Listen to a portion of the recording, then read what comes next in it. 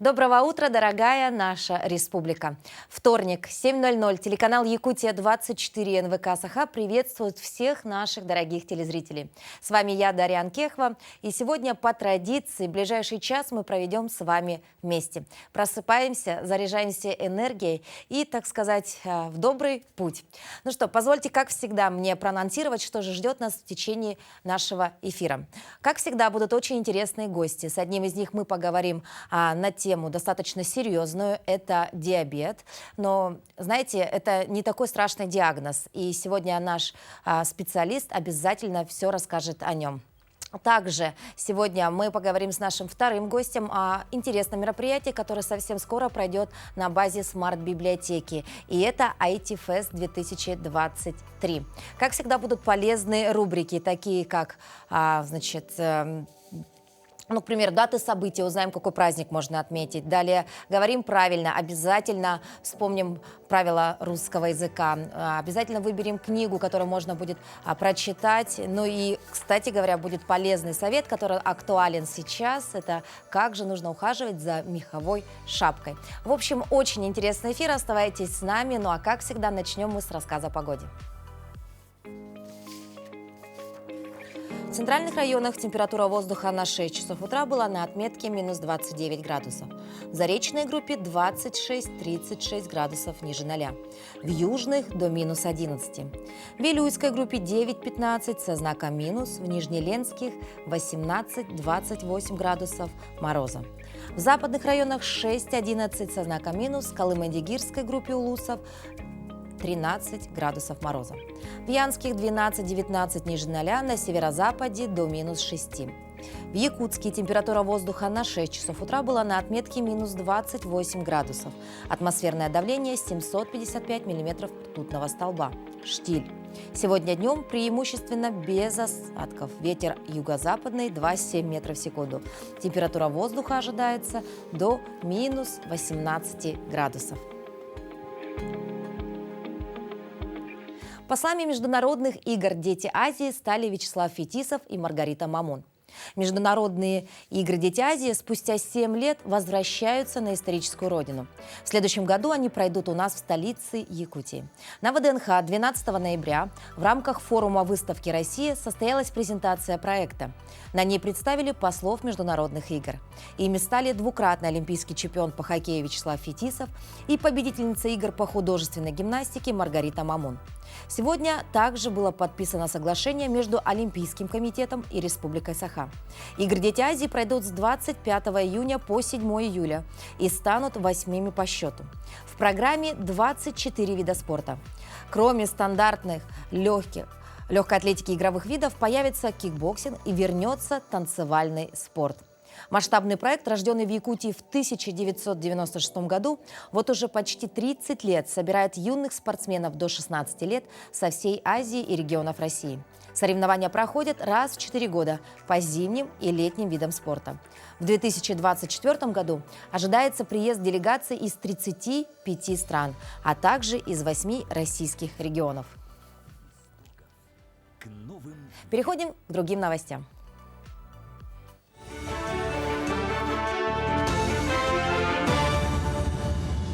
Коллеги, доброе утро. Доброе утро, Якутия. Сейчас блок новостей.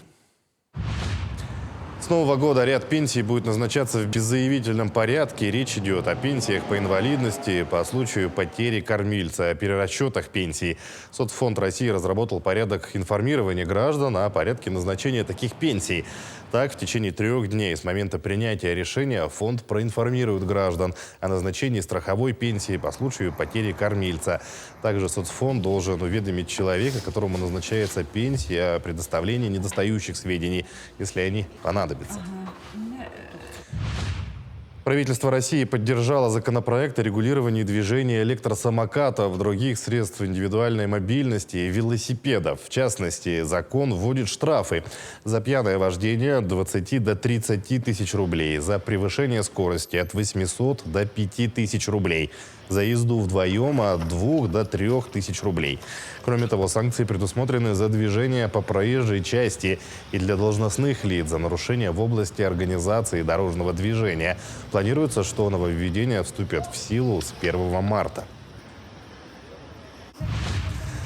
Также в следующем году будет утвержден ГОС на школьную форму, а вступит в силу с середины 2025 года. Об этом рассказал глава Роскачества Максим Протасов. Он подчеркнул, что в ГОСТе прописано не ассортимент, вид, цвет или дизайн, а прежде всего требования к показателям безопасности и потребительских свойств формы. Ребенок в школьной форме проводит большую часть жизни, поэтому нужно, чтобы форма была гигроскопична, воздухопроницаема, износоустойчива, а ткани не были покрашены токсичной краской. А какого она будет цвета, фасона, размера, это решит школа и родительский комитет, пояснил руководитель Роскачества. На факультете довузовского образования и профориентации СВФУ стартовал отборочный этап Олимпиады для старшеклассников. Проверка знаний – это хороший шанс на вступление в желаемый вуз. Олимпиада включает две части. Первая, отборочная, проводится заочно. Те, кто набрал достаточно баллов, становятся участниками заключительного этапа, который пройдет в феврале. Победители Олимпиады дополнительно получают до 10 баллов к результатам ЕГЭ. На факультете довузовского образования также проводят олимпиады по родным языкам. Это федеральный проект, благодаря которому выпускники школ могут поступить в 29 центральных вузов страны. Мы проводим олимпиады по 3 большим группам. Самая первая – это у нас Северо-Восточная олимпиада школьников. И в этой олимпиаде у нас, помимо таких традиционных профилей предметных, у нас есть еще такие профили, совмещенные как педагогика, психология, интеллектуальные игры, Go. И, к примеру, если человек у нас хочет, школьник, поступать в мединститут, он может принять участие в профиле медицина. Вторая группа у нас – это Федеральная олимпиада школьников по родным языкам. В этом году мы будем проводить ее 3-й раз. Очень большой масштабный проект. И у нас в этом году 45 профилей. В прошлом году у нас по итогам этой олимпиады поступило 6 человек в СВФУ. Кроме этого, у нас поступила девочка в ДВФУ одна, в РГПУ поступила девочка в Санкт-Петербург и в Дальневосточный федеральный университет. Выявлены чемпионы республиканского турнира по северному многоборью памяти мастера спорта республики, кавалера ордена Мужества, обладателя медали за отвагу Степана Руфова. Приняли участие около 70 спортсменов. В программе традиционно 5 видов. Это северный тройной прыжок, метание аркана на хорей, бег с палкой по пересеченной местности, метание топора на дальность и прыжки через нарты. Так, Георгий Сафронов из села Тамтора Миконского района по абсолютному многоборью среди мужчин занял 1-е место. Отметим, соревнования посвящены 100-летию физкультурного движения в республике. Я с детства занимаюсь северным многоборьем. Мой отец сам тренер, также является мастером спорта Республики Саха-Якутия и Российской Федерации по северному многоборью и является 4-кратным экс-рекордсменом республики по прыжкам через нарты. В дальнейшем также не переставать тренироваться, держать свою форму, свой объем. В декабре должен пройти Кубок России по северному многоборью. Там мужчины и женщины сборной Республики Саха-Якутия должны поехать. Буду готовиться там. Ну а сейчас давайте обсудим одну из самых таких популярных новостей уже из мира, так сказать, далеко за пределами нашей страны. Меню ужина из «Титаников» продали на аукционе. Список блюд, подававшихся на ужин за 3 дня до крушения печально известного британского лайнера «Титаник», ушел с молотка за 83 тысячи фунтов стерлингов. Это около 10 миллионов рублей. Меню от 11 апреля 1912 года было продано на аукционе в британском графстве Уилтшир. В деформированной водой перечне блюд сказано, что пассажирам трансатлантического парохода подавали устриц, лосося, говяжью вырезку со сливками из хрена и протертым пастернаком, кальмаров, а также десерты, в частности, абрикосовый бардалау и пудинг «Виктория». Меню было обнаружено в фотоальбоме 1960-х годов, ранее принадлежавшем Лену Стивенсову, историку из Доминиона, Новая Шотландия, Канада. Среди других лотов были представлены клетчатое палубное одеяло, приобретенное на Нью-Йоркском пирсе в ожидании спасенных пассажиров корабля, а также карманные часы выходца из Российской империи, погибшего на «Титанике». интересный десерт пудинг Виктория и абрикосовый бардалау. Ну, знаете, не очень люблю я сладости, но я думаю, именно в меню «Титаники» это было, наверное, что-то очень интересное и необычное. А тем временем россияне с июня текущего года стали употреблять в пищу больше сладкого. Говорится в исследовании товароучетного сервиса. Аналитики оценили продажи шоколада, сладких батончиков и конфет более чем в 65 тысячах торговых точках страны. По сравнению с 2022 годом спрос на сладкое вырос во всех 3 категориях товара. Так, например, батончики стали приобретать на 25% чаще, шоколад на 14%. Число покупок конфет выросло на 3%. Отмечается, что изменилась и цена на сладкую продукцию. Подешевели шоколадные батончики примерно на 13%. А вот цена на шоколад, напротив, взросла на 1%. Стоимость конфет осталась неизменной. Причиной снижения цен, как предполагают эксперты, может быть импортозамещение, а также уменьшение упаковки и граммовки товара. Еще снижение цен может быть связано с повышенным спросом на этот товар. Пиковым месяцем, когда продажи наиболее высокие в 2022 и 2023 годах, является сентябрь. В связи с Днем знаний шоколад и другие сладости приобретаются в качестве подарка. А тем временем 14 ноября – это дата Всемирного дня борьбы с диабетом.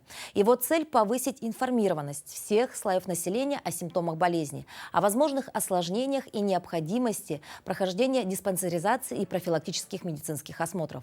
Число людей, страдающих диабетом, с 1980 года увеличилось почти в 4 раза. Распространенность этого заболевания растет во всем мире. Сегодня в мире с этим диагнозом живет 1 из 11 человек. При этом каждый второй заболевший не знает о своем диагнозе. Обычно сами люди не обращают внимания на тревожные сигналы. Поэтому очень многое зависит от наблюдательности их близких. Сегодня, 14 ноября, отмечают во всем мире День борьбы с диабетом. Екатерина, расскажите про историю, с Ярославом. Это приобретенный диабет. В этом заболевании мы совсем недавно, нам даже нету еще года. Это случилось в феврале. Дело в том, что не было никаких предпосылок. У нас нету с таким заболеванием вообще никого в семье, поэтому даже не думали, что такое может случиться, и не обратили на это внимание. Но дело дошло до того, что мы попали в реанимацию. И только тогда уже выяснилось что оказывается у нас сахарный диабет 1-го типа. В первую очередь, конечно же, очень многое зависит от питания, от еды, которая нас окружает. То есть она должна быть в первую очередь натуральной. Поэтому мы, конечно же, больше склоняемся к продукции местного производителя. Все-таки дети нынче чаще начинают заболевать сахарным диабетом? Ну, вообще, постпандемийный или пандемийный период резкий скачок произошел. Если у нас в республике в данное время 250 детей и подростков болеют сахарным диабетом именно 1-го типа. Но есть сахарный диабет и 1-го, и 2-го. 2-й тип, там инсулин не колется. А при 1-м типе это пожизненная терапия инсулина. Обязательная. От 4 до 5 раз. Я немножко расскажу, что мы пассеровали немножко морковь, лук в очень малом количестве масла растительного. Можно сказать, что многие могут спросить, что можно ли использовать растительное масло вообще. Да. Но как мы можем сказать, что после приготовления жир всплывет, его можно будет собрать. Так что ничего страшного. Тут у нас кусочки помидоров, баклажан, лук и петрушка. Тут вообще нет углеводов. Хоть ведрами кушайте, сахар не поднимется, можно сказать. Суп овощной. Тут тоже углеводов нету, ни быстрых, ни медленных нету. Тоже, Ярослав, пожалуйста. Курица. Курица что есть? Белок. В основном белок и немножко жира. Ну, углевод чуть-чуть есть. Если мы целую курицу сразу кушаем, тогда считаем. Если кусочек там нету, а это медленный углевод. Мы должны кушать, считать и кушать. А блинчик 1 или сразу 3 можно? Блинчик, если большой, он 2 хлебные единицы мы считаем, если на белой муке. Мгм. А тут блинчики маленького размера, поэтому по одной, ну тут 3 есть точно. Полноценный обед. Полноценный обед. Ага. Ярослав, с чего бы ты приступил к трапезе? С какого блюда? Салат, клетчатка. С баклажаны все-таки, да? Ну, обычно у нас без баклажанов салат. Ну и твой вердикт? Я думал, баклажаны не вкуснее. Так-то вкусно.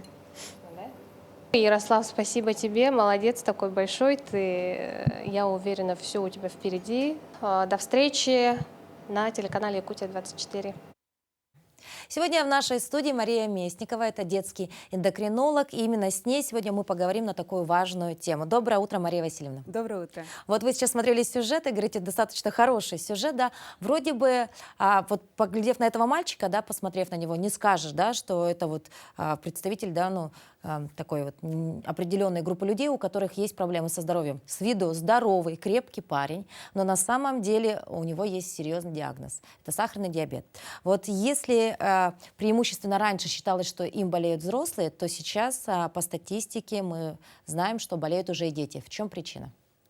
Немножко подправлю. Дело в том, что существует несколько типов диабета. Самый распространенный, про который говорят все время, что увеличивается его рост, это сахарный диабет второго типа. Он, как правило, встречается чаще у взрослого населения, но сейчас появилось и участились случаи, когда он встречается у детей с избыточной массой тела, как правило.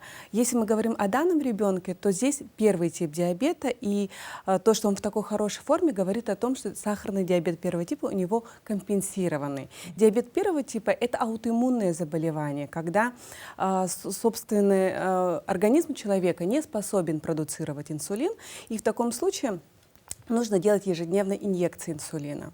Если диабет компенсирован, такого человека реально невозможно отличить от здорового. Соответственно, нет никаких осложнений. Но если говорить про статистику, да, то сегодня, если я не ошибаюсь, да, по данным Международной диабетической федерации, на 2008 год количество больных диабетом составляло более 246 миллионов. Да? А если говорить к 2025 году, говорят, что будет их порядка 380 миллионов. То есть вот так стремительно. К сожалению, да. К сожалению, да. И если посмотреть ранние прогнозы, то мы их очень часто делаем, ну, как бы мы на эти прогнозы увеличиваем. То есть мы больше фиксируем людей с данным диагнозом, нежели это было спрогнозировано. Поэтому колоссальный рост, геометрической прогрессии, мы это видим. И в большей степени это связано с тем, что у нас изменилось как питание, так и ритм жизни, отсутствие должной физической активности. Если раньше нам достаточно было поработать, да, то есть мы были более активны, вырастить какой-то продукт, сходить на охоту, убить животное, приготовить, то сейчас у нас, собственно, теплые дома, мы физически мало двигаемся, мы достаточно нам прийти в магазин, купить тот или иной продукт и приготовить, а иногда просто позвонить и заказать готовый продукт домой. Поэтому, к сожалению, проблема лишнего веса, она растет, и с ней растет количество людей, болеющих сахарным диабетом. Мария Васильевна, а можно ли утверждать, что у человека с избыточным весом точно будет сахарный диабет? Нет. Такого нет, но вероятность, она увеличивается. Если мы возьмем исследования крупные, то мы увидим, что количество людей с сахарным диабетом больше в той группе, у которых есть избыточная масса тела. И, как правило, чем более она выражена, такая частота встречается чаще. А можно ли утверждать, что это генетическое заболевание? То есть передается ли оно из поколения в поколение?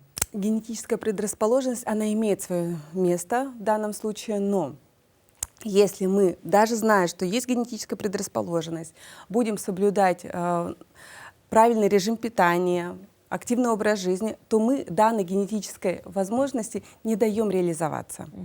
То есть за всем нужно следить? Да. А если говорить все-таки с точки зрения родителей, ну, я вижу, что ребенок у меня слегка пухленький, да, но я вижу, что да, он мало двигается. Я все время думаю, что, наверное, скорее всего, ну, это бабушкины булочки, это все в порядке вещей, это норма. Ну, пухленький, как обычно говорят, вытянется, да, со временем. А все-таки есть ли какие-то определенные признаки, по которым можно уже забить тревогу и обратить на это внимание, если касаемо вот детей? Если мы говорим о детях, то мы у данной категории можем видеть следующие моменты. До того, как мы зафиксируем нарушение углеводного обмена, у ребенка мы можем увидеть изменение кожных покровов, появление гиперпигментации, что будет говорить о том, что у данного ребенка есть факт инсулинорезистентности, то есть его поджелудочная железа вырабатывает достаточно в большом количестве инсулин, который необходим для того, чтобы та еда, которая поступает к ребенку с пищей, она утилизировалась, уходила в клетки. И здесь, вот, как правило, точно нельзя расслабляться, нужно сделать максимально все для того, чтобы эти признаки исчезли. И опять, в первую очередь, это режим питания.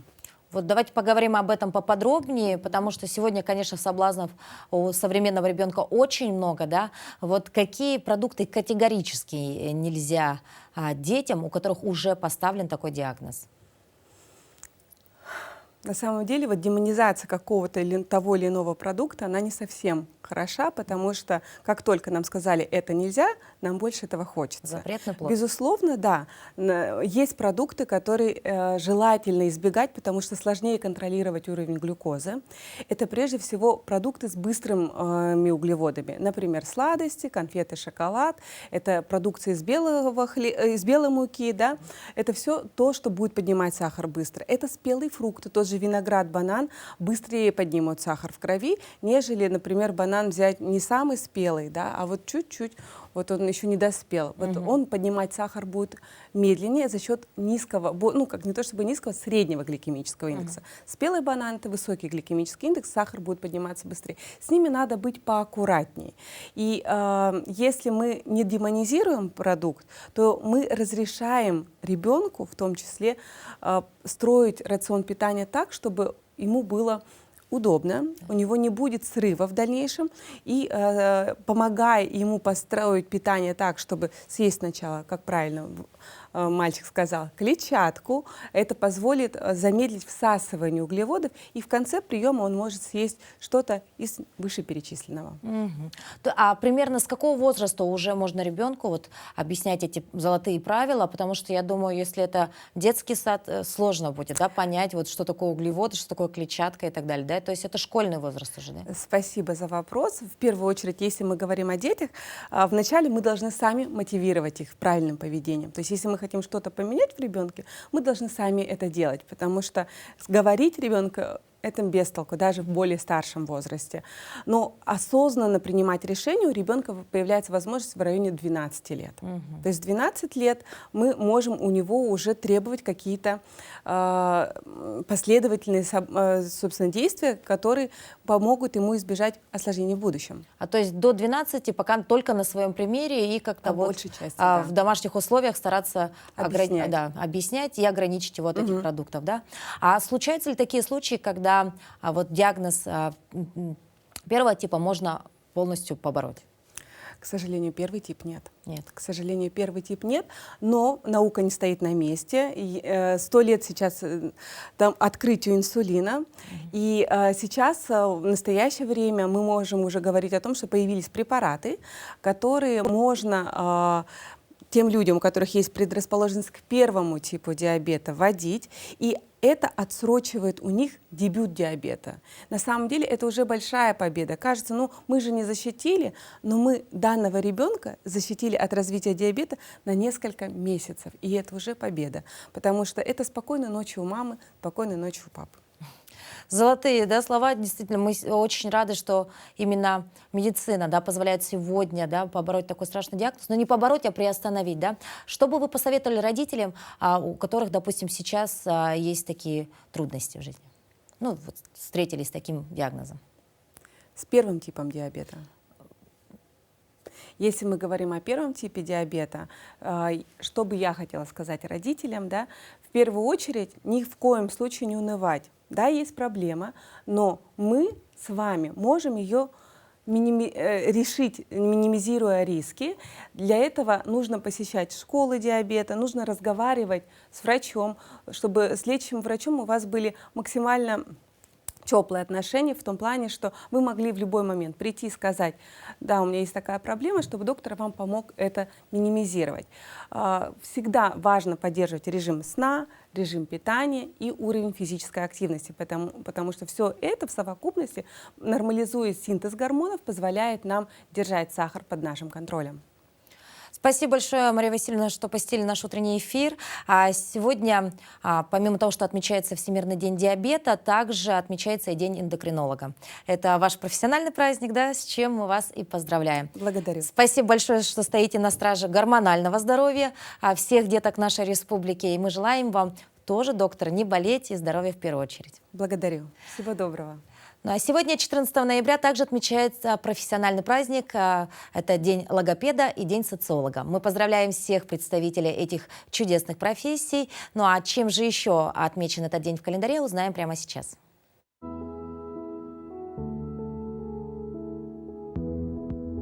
На календаре 14 ноября. Сегодня отмечают Всемирный день борьбы с диабетом, Международный день логопеда и День социолога в России. По народному календарю Кузьминки. В этот день обращали внимание на приметы погоды. Если день выдавался снежным, следовало ждать весной большого разлива рек. Лист, оставшийся на дереве до Кузьминок, предвещал мороз следующей зимой. Этот день в истории. В Париже в этот день торжественно открыт Институт Пастера. Институт является одним из мировых лидеров изучения инфекционных заболеваний, таких как дифтерия, столбняк, туберкулез, полиомиелит, грипп, желтая лихорадка и чума. В 1889 году, 14 ноября, журналистка Нелли Блай отправилась в кругосветное путешествие, соревнуясь героем Жюля Верна. В итоге рекорд Филиаса Фога был побит. В 1936 году в этот день на базе Центрального бюро погоды образован Центральный институт погоды, впоследствии названный Гидромедцентром. В 1989 году, 14 ноября, в Советском Союзе принята Декларация о признании незаконными и преступными репрессивных актов против народов, подвергшихся насильственному переселению. В этот день родились Клод Мане, французский художник, один из основателей импрессионизма. Анимпадис Сафронов Алампа, якутский прозаик, поэт, основоположник якутской литературы. Джавахарлал Неру, индийский политический деятель, первый премьер-министр Индии. В этот день также родилась Астрид Лингрен, шведская писательница. Василий Протодиаконов Кулантай, прозаик, драматург, общественный деятель. Именины сегодня у Андриана, Александра, Давида, Дениса, Дмитрия, Елизаветы, Ивана, Кузьмы, Петра, Сергея, Ульяны, Федора, Якова. Сегодня знаменательная дата и для нашей республики. 14 ноября в 1886 году родился якутский поэт и прозаик, драматург, первый теоретик и критик якутского театра, один из основоположников якутской литературы, общественный деятель, основоположник якутской драматургии, анимпадист Иванович Сафронов, Алампа. Следующую тему продолжит наша коллега.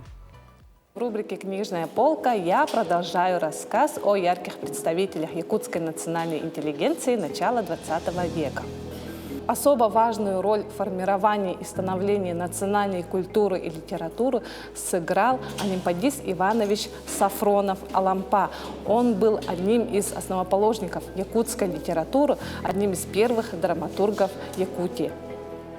Родился Алампа 14 ноября 1886 году в первом Жахсугонском наследии Батурусского улуса Якутской области, ныне Татинского улуса Республики Саха-Якутия.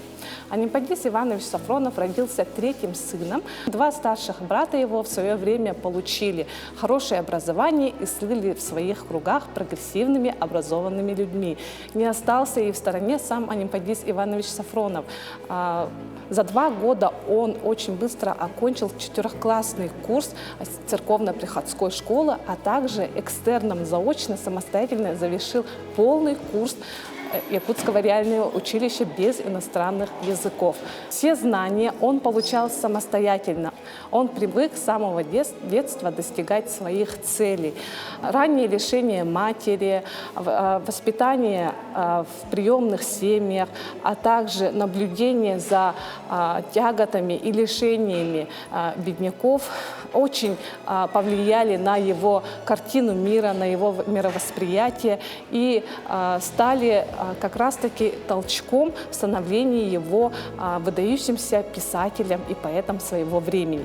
Лирика его – это вся жизнь поэта в правдивом поэтическом пересказе, в искренних переживаниях. Это как бы единый лирический дневник. Так писали про Алампа его коллеги, выдающиеся писатели и переводчики России. Алампа прожил очень яркую, но тяжелую, с тяготами и лишениями жизнь. Он был свидетелем революции, Первой мировой, а также гражданской войны.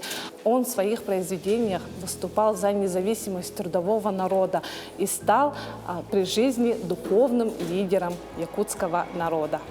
В 1927 году Алампа был репрессирован. Очень сильно репрессия повлияла на его здоровье. И в 1935 году Алампа скоропостижно умер от тяжелой болезни. Очень долгое время в советский период его произведения были табуированы. Они не были доступны обычному читателю, но потом уже благодаря литературоведам, благодаря филологам, писателям, его имя было обратно возвращено своему народу. Большим событием в культуре и литературе Якутии можно считать издание посмертных произведений народного писателя Якутии Игора Неймохова «Дилогия Алампа». Именно в этих произведениях Игор Неймохов сделал огромный подвиг, по крупицам собрал всю жизнь и деятельность этой выдающейся личности. Я настоятельно рекомендую к прочтению данные произведения. Эти книги можно найти в фондах нашей библиотеки. Всем приятного чтения! Знание страниц истории, в первую очередь своего края, родины, конечно, обогащает нас и позволяет чувствовать себя частью этой истории. Этим и объясняется возросший в последнее время интерес к прошлому. Не так давно в социальных сетях были опубликованы старинные фотографии, снятые в Якутии и хранящиеся в музее Германии. Публикация вызвала большое количество восторженных комментариев. Что это за фотографии, кто на них изображен и как эти фото стали достоянием общественности, узнаем далее. Эти фотографии, датируемые началом XX века, хотя, скорее всего, и были известны узкому кругу музейных работников, стали достоянием широкой публики лишь недавно, благодаря нашей землячке Галине Уильямс. Она, как историк, изучает деятельность американской арктической экспедиции «Жанетта» и во время исследовательской работы увидела их в цифровой библиотеке Германии и опубликовала на своей страничке в соцсети. Некоторые из этих фотографий, к примеру, Ивана Попова, известны, но есть среди них и неизвестные широкой публике снимки. Они-то и заинтересовали Алексея Пудова, и ученый сделал из них видеоролик, который вызвал широкий отклик у якутян. Много комментариев и интересов вызвали вот как раз фотографии, где снопы сушились на крыше якутских зимних юрт. И вот, скорее всего, это как раз были либо ячмень, либо рожь, ну, может быть, и пшеница. Вот количество может быть не такое большое, да, но именно высеваемая площадь была небольшая, и вот, видимо, вот это был как раз весь летний урожай, который сушился и в дальнейшем должен был пройти обработку обмолотом и так далее. Известно, что авторами фотографий, помимо художника Ивана Попова, в то время являлись этнографы Виктор Васильев и Павел Оленин. А заказы на сбор вещей и иллюстрированных материалов на территории Якутской области курировал купец-антиквар в Санкт-Петербурге по заказам музеев Германии. И этот интерес к Якутии был, скорее всего, не только этнографическим. Ну, я могу предполагать тоже, что еще и интерес был сугубо промышленного капитала со стороны Германии. Да, это накануне революции было все, как вы понимаете. И в 1912 году и Ленские расстрелы, Лена Голфилдс, это британская компания, основной, так сказать, акционерное общество «Капитал».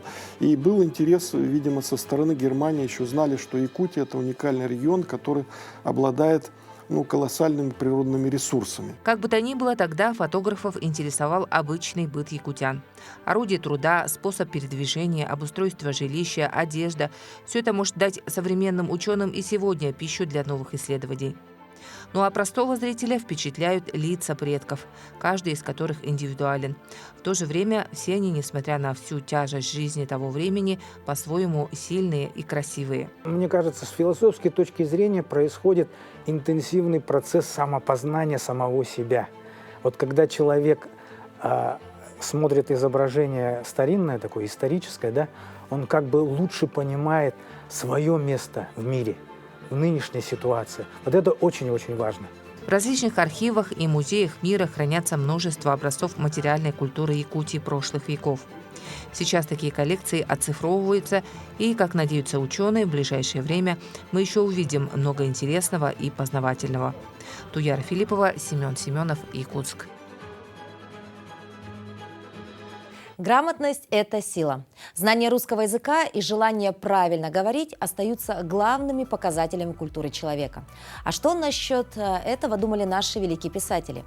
К примеру, Максим Горький в книге «В людях» писал: «Какое это счастье быть грамотным». Кстати говоря о книгах, знаете ли вы, что слово «книга» имеет многозначность? Подробности у Анны Шкатуляк. Доброе утро, дорогие телезрители! Какое же учение может проходить без книги? И что же такое книга? Это книга. И эта книга. Это тоже книга. Словом «книга» мы называем любое печатное издание, но чаще всего все-таки произведение художественной литературы. А еще словом «книга» называют сброшурованные листы, которые используют для письма. Всем известны книги учета или бухгалтерские книги. А еще словом «книга» называют крупные подразделения какого-то художественного произведения. Например, можно прочитать первую книгу романов о Гарри Поттере. Такое свойство лексического значения иметь несколько значений называется многозначностью. Давайте говорить правильно. Всего доброго!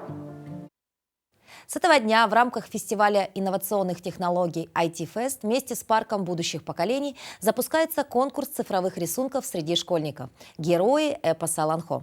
Конкурс приурочен ко дню Аланхо в Республике Саха-Якутия. Сегодня подробнее об этом мы будем говорить с Айталиной Романовой, ведущим библиотекарем отдела культурно-просветительских проектов Центральной городской библиотеки «Смарт-библиотека». Доброе утро! Да, здравствуйте. Расскажите для начала, что за фестиваль такой IT-Fest 2023? Получается, IT-фестиваль 2023 – это фестиваль, который проводит Смарт-библиотека города Якутска. Мы его проводим уже 3-й год, и он собирает в себе опыт лучших IT-специалистов, IT-школ, представителей креативных индустрий города. И в рамках фестиваля мы абсолютно бесплатно для всех желающих школьников проводим мастер-классы и лекции. Очень интересно, тем более IT-направление сейчас популярно, да, среди подрастающего поколения, да. Но объявлен конкурс цифровых рисунков. Многие, может быть, наши телезрители сейчас бы захотели поучаствовать. Вот каковы основные условия? Получается, цель этого конкурса — познакомить подрастающее поколение с эпосом Аланхо. И участникам нужно создать уникальный авторский 2D-рисунок на тему героя эпосов Аланхо. У нас есть сайт конкурса, на котором можно ознакомиться подробнее с положением, также посмотреть список героев, которых можно изобразить. Вот, то есть определенный список есть? Да, есть. Хорошо. Вот мы видим сейчас, да, примерно, как выглядит ваш сайт, да? До какого числа можно подавать заявку? Сейчас, получается, запущен первый онлайн-этап. Он, получается, отборочный. Конкурсантам нужно будет в срок до 27 ноября заполнить анкету заявки на сайте конкурса и приложить свой авторский 2D-рисунок. Возрастная категория какова? Мы сделали конкурс для 2 возрастных категорий. Получается, это школьники с 1 по 5 класс и школьники с 6 по 11 класс. И участвовать могут все учащиеся образовательных школ города Якутска и пригородов. Айталина, а сразу возникает вопрос, ребенок должен делать этот проект самостоятельно или может сделать, допустим, со своим преподавателем? Да, также могут участвовать художественные школы и детские студии. То есть под руководством руководителя ребенок самостоятельно рисует рисунок свой цифровой, и отправляют на конкурс. А если мама, папа владеют хорошими программами и вместе с ребенком сделать такой проект? Но у нас именно упор идет на то, чтобы ребенок самостоятельный. Да, то есть у него уже должны быть какие-то гибкие навыки именно в графическом дизайне. Угу. Отсюда сразу, мне кажется, понятна цель данного конкурса, да, то есть это популяризация, да, различных IT-направлений, да.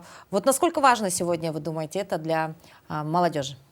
Несомненно, IT-направление является одним из самых важных сейчас, и смарт-библиотека, мне кажется, как раз-таки направляет школьников, да, помогает им разобраться в том, что такое IT-сфера, да, и наш фестиваль как раз-таки направлен на то, чтобы рассказать, показать, обучить школьников этому интересному направлению.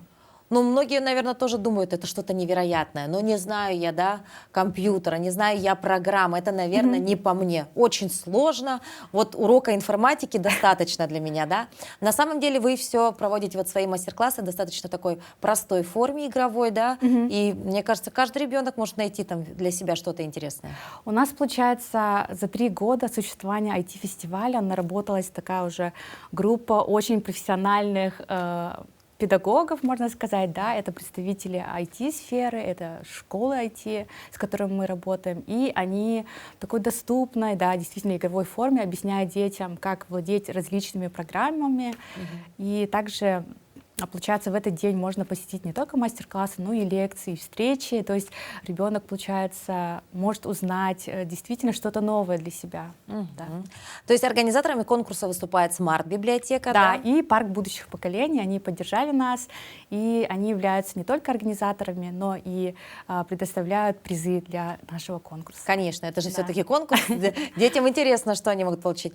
А после, допустим, вот участия в подобных конкурсах, да, ну вот появился у нас какой-нибудь анимационный герой, да, победителя, который получил там гран-при, к примеру, да. Далее, это судьба этого рисунка. Может быть, где-то распечатаете на каких-то баннерах, может быть. Было бы здорово, если бы мы потом, получается, из тех работ, которые будут присланы, да, до 27 ноября, будут отобраны участники, которые пройдут в очный онлайн-этап, который состоится 2 декабря в рамках IT-фестиваля.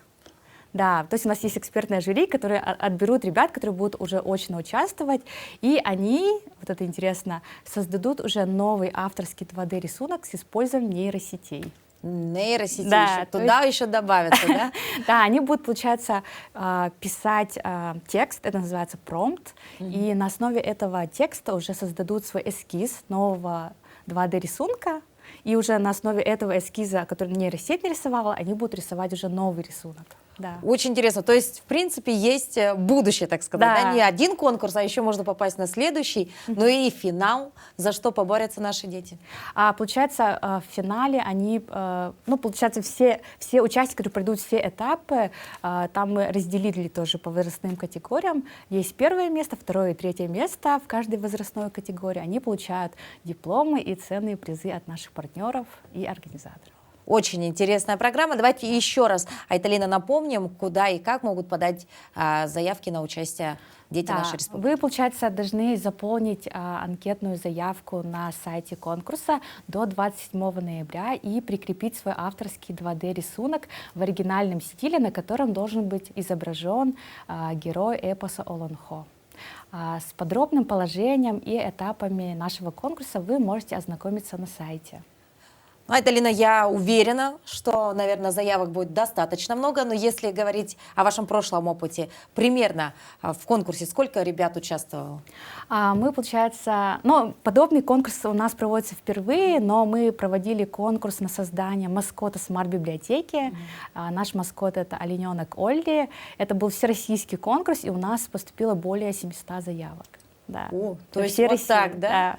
Это со всей России, да. А у нас сейчас как бы... Это городской конкурс, да, участвовать могут все школьники города Якутска и пригородов. Да. Ну что, дерзайте, дорогие наши ученики, учащиеся школ, потому что действительно уникальный шанс проявить свои способности, да, ну а также приобрести колоссальный опыт. Поэтому обязательно посетите сайт смарт-библиотеки, где получите всю подробную информацию. Айталина, вам спасибо большое. Спасибо. Хорошего дня и прекрасного настроения.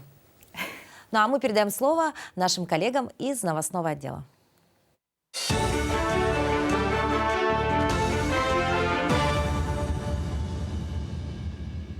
Якутия, доброе утро. Далее предлагаем блок новостей. Минимальный размер оплаты труда с 1 января повысят на 18,5% до 19 242 рублей. Законопроект Кабмина Госдума приняла в первом чтении. Повышение произойдет на 10% дополнительно к тому, что планировалось ранее. Ключевая задача повышения МРОТ – качественное улучшение жизни людей. Это бюджетообразующий законопроект, который Госдума рассмотрела в приоритетном порядке в преддверии первого чтения проекта закона о федеральном бюджете, пояснил спикер Вячеслав Володин. Регионы для повышения МРОТ получат в следующем году дополнительные дотации – 108 миллиардов рублей. А спикер Совета Федерации Валентина Матвиенко предложила освободить от уплаты НДФЛ многодетные семьи. Один из сервисов по поиску работы узнал, поддерживают ли горожане подобную инициативу. В вопросе приняли участие представители экономически активного населения Якутска. Так, налоговые преференции для многодетных семей поддержали 57% якутян. Против отмены НДФЛ для работающих родителей многодетных семей выступили 21% опрошенных. По их мнению, многодетные семьи имеют достаточное количество поддержки.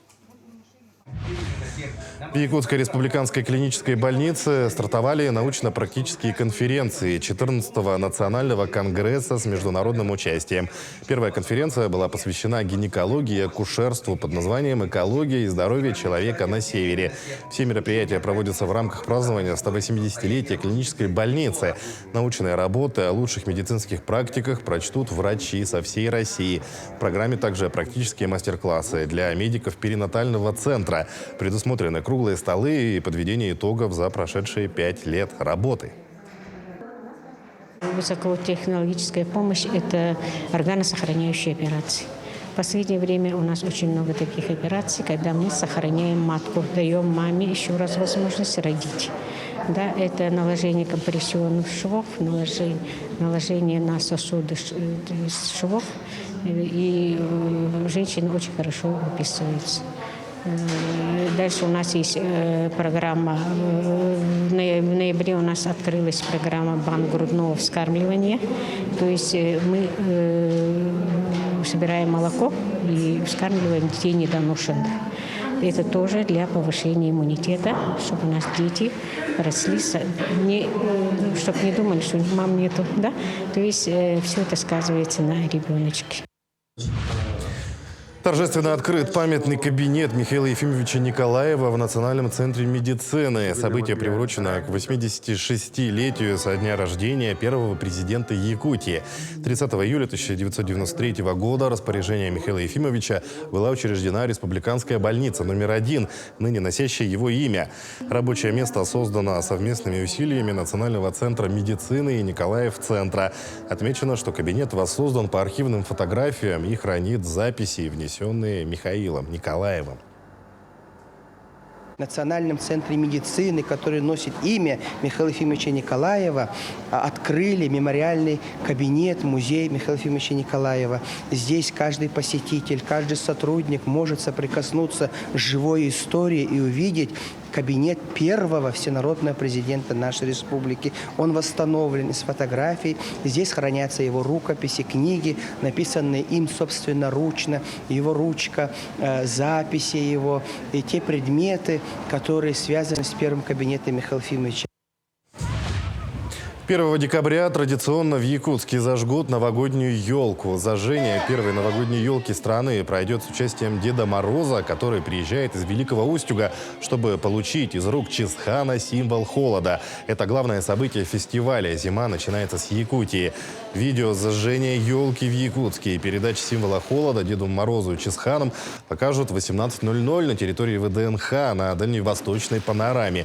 Кроме того, одновременно с главной елкой Якутии 1 декабря зажгутся огни новогодних елок по всему региону. К текущему часу это вся информация. Всего доброго и удачного дня. Напоминаем вам о том, что сегодня температура воздуха на 6 часов утра была на отметке минус 28 градусов. И вот как раз-таки следующая информация будет полезна для автолюбителей. Знаете ли вы, что в некоторых случаях за прогрев автомобиля можно получить штраф? Правила дорожного движения запрещают стоянку транспортных средств с работающим двигателем в жилой зоне. Но, согласно ПДД, нарушением считается не сам прогрев, а стоянка с работающим двигателем. Стоянкой считается прекращение движения на время более 5 минут из жилой зоны территории, въезды на которую и выезды, с которой обозначены знаками 5.21, 5.22. Как нарушение не будут рассматривать работающий мотор, если прекращение движения связано с посадкой либо высадкой пассажиров или погрузочными работами. За нарушение правил остановки предусмотрена ответственность в виде штрафа в размере 500 рублей. Если это стоянка во дворе жилого дома, то применяется статья для нарушения в жилых зонах. По ней штраф составляет в 1,5 раза выше. Пожаловаться в ГИБДД на нарушителей могут недовольные соседи. В качестве доказательства они могут предъявить видео, подтверждающее, что заведенный автомобиль стоит во дворе более 5 минут. Если инспекторы сочтут, что на видеозаписи зафиксировано нарушение ПДД, они будут обязаны возбудить административное дело. Без видеозаписи, а только на основании слов и жалоб, привлечь к ответственности не получится, поскольку в отношениях административных правонарушений, к которым относится длительный прогрев двигателя в жилой зоне, действует презумпция невиновности. Штраф можно оспорить, если нарушения фактически не было или долгая стоянка была оправданной. Например, автомобиль разгружали, либо в него садился маломобильный пассажир, либо на нем было невозможно ехать. Ну, к примеру, примерзли стеклоочистители, либо на стекле был сильный лед. Будьте внимательны, да, мы не призываем, конечно, сейчас всех телезрителей бежать к окнам и снимать видео, да, своих соседей, но, в принципе, я думаю, это будет полезная информация как для автолюбителей, так и для жителей нашей столицы. А мы напоминаем вам, что каждый из вас может стать частью команды «Утро Якутии». Если с вами по соседству живут интересные люди, или вы стали свидетелем и очевидцем какого-то события, ну и если вам в целом, возможно, есть чем поделиться, то ваши фото и видеоматериалы вы можете отправлять к нам на почту. Вы видите ее сейчас прямо на экранах. Ждем ваши интересные видео. Обязательно напишите комментарии. Да? Допустим, если вы отправили видео «Предложение руки и сердца», то расскажите, кто это, когда это случилось. И мы обязательно сделаем небольшой сюжет и покажем их в рамках нашего прямого эфира «Утро Якутии». Ну а наша постоянная телезрительница Людмила Иннокентьевна Иванова уже отправила нам очередные лайфхаки. Самое время доставать зимние шапки. Как же за ними ухаживать, чтобы они прослужили вам многие годы? Давайте внимательно послушаем ее полезные рекомендации. Берем шапочку, которую мы чистим. Сначала мы делаем сухую чистку. Это значит, мы его расчесываем. И заодно, вот когда расчесываем, мы его чистим от пыли, от грязи. Ну вот для такой вот шапочки короткошерстой, да, вот для норки, например, да, мы берем, ну, если у вас есть вот такие вот щеточки, и вот им мы расчесываем. Расчесываем мы их вот так вот очень тщательно и заодно пух поднимаем, вот этот вот пушок. И вот эти вот рабочие места вот так вот чистим. Потом вот так вот немножко вот так вот потряхиваем, чтобы пух, мех распушился. Ставим, берем воду с уксусом, в котором мы растворили воду, и тряпочку. Это уксусная вода, на литр воды 1 чайная ложка уксуса. Выжимаем хорошо. Тряпка не должна быть такой вот сильно мокрой. Она такая вот влажненькая должна быть. И вот отсюда вот начинаем. Вот можно вот эти вот, где прикасались вот этот лук, внутреннюю часть шапки вот так вот потереть, почистить. Так вот.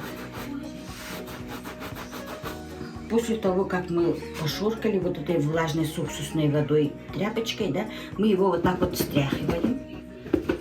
Так вот маленько. Потом мы начинаем расчесывать.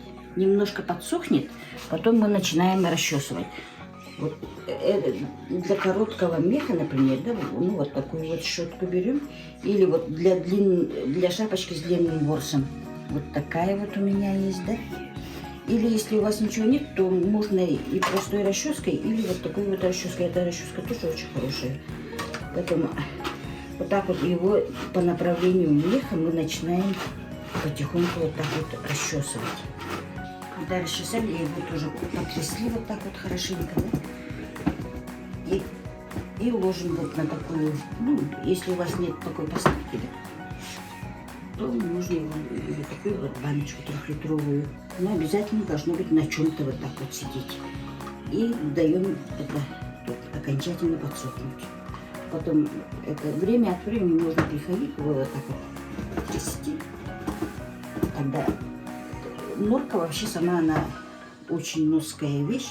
Его спокойно можно носить 20 лет. Если хорошо ухаживать, он свою привлекательность не потеряет. Вот таким было наше «Утро Якутии», а завершить наш эфир мы решили милым и даже немного нелепым видео. Мировой рекорд по величине самого большого домино из матрасов и людей был побит на Филиппинах. Участие в нем приняли 2355 человек. Установил рекорд один из производителей матрасов страны в честь своего 55-летнего юбилея. Вот вы сейчас видите на экране, как это все происходило. Рекордное падение закончилось спустя 20 минут, когда все 2355 человек удобно разместились на матрасах. Замечательное видео, ну, возможно, немножко как бы неинтересное для многих из наших телезрителей, но я думаю, кому-то оно подняло настроение. Ну а мы увидимся уже завтра в 7:00 на телеканале Якутия 24.